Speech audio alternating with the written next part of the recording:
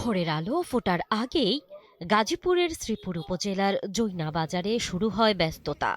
গাছ থেকে নামানো কাঁঠাল ঠেলাগাড়ি, ভ্যান কিংবা ছোট ছোট যানবাহনে তুলে বাজারের দিকে ছুটে আসেন কৃষকরা।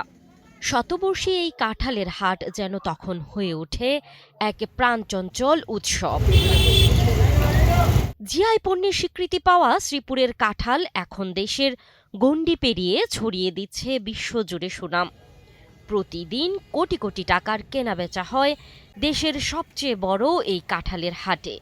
ভোর থেকে গভীর রাত পর্যন্ত পাইকার, আড়তদার আর ক্রেতাদের পদচারণায় মুখর থাকে পুরো বাজার।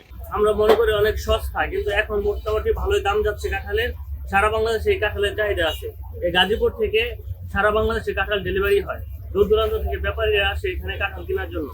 এখানে অনেক আড়তদারি হয়, অনেক গাড়ি ভর্তি হয়। এখান থেকে প্রতিদিনই ৫-৭টা গাড়ি ফুল মোড়ে সারা বাংলাদেশে নিয়ে যায়। নোয়াখালী, সিলেট, যশোর সহ দেশের বিভিন্ন জেলা থেকে প্রতি বছর এই হাটে আসেন পাইকাররা।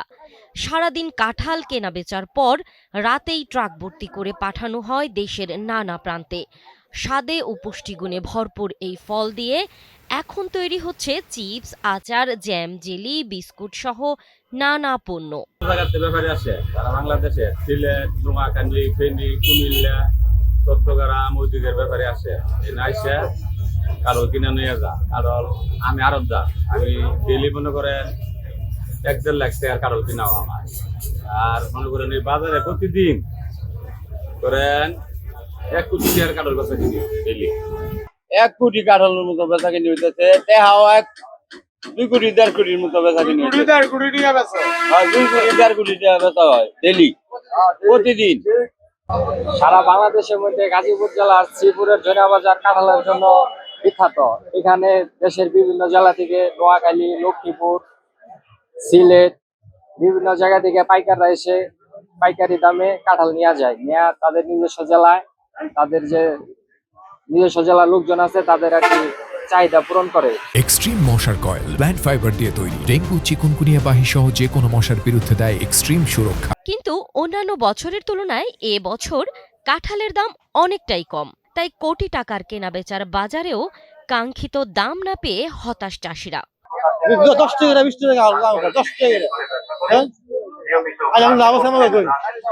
কারণ হস্তা ২৫ টাকা ৩০ টাকা লইছি ১,০০০ টাকা দাম কম। এরকম হস্তা আরো বাকি হয় না। ১০ টাকা ১৫ টাকা ২০ টাকা বড় হাইটা এটা ৫০ টাকা দাম বড়।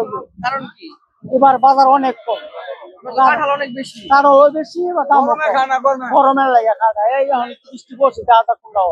গাজীপুরের লাল মাটির ঐতিহ্যবাহী এই কাঁঠালের মৌসুমে ঢাকা ময়মনসিংহ মহাসড়কের জৈনা বাজারে প্রায় অর্ধ কিলোমিটার এলাকা জুড়ে বসে বিশাল এই হাট।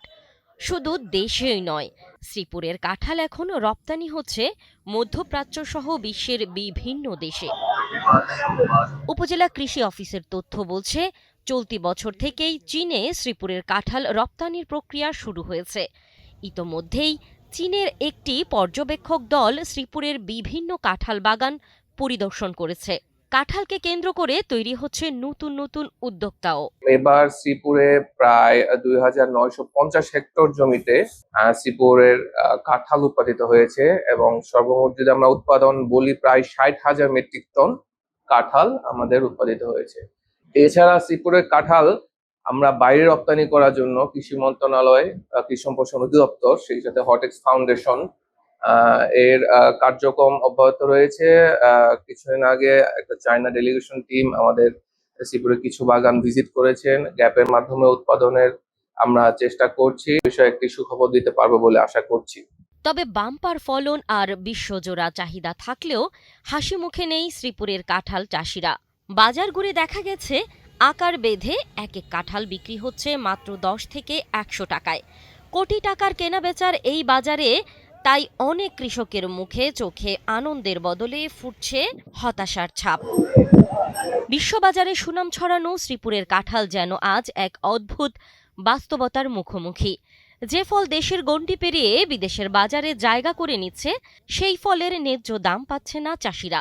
সঠিক সংরক্ষণ, বাজার ব্যবস্থাপনা নিশ্চিত করা গেলে শ্রীপুরের এই জিআই পণ্য শুধু দেশের চাহিদা মেটাবে না, বৈদেশিক মুদ্রা অর্জনেও আরও বড় ভূমিকা রাখবে, এমনটাই প্রত্যাশা সংশ্লিষ্টদের।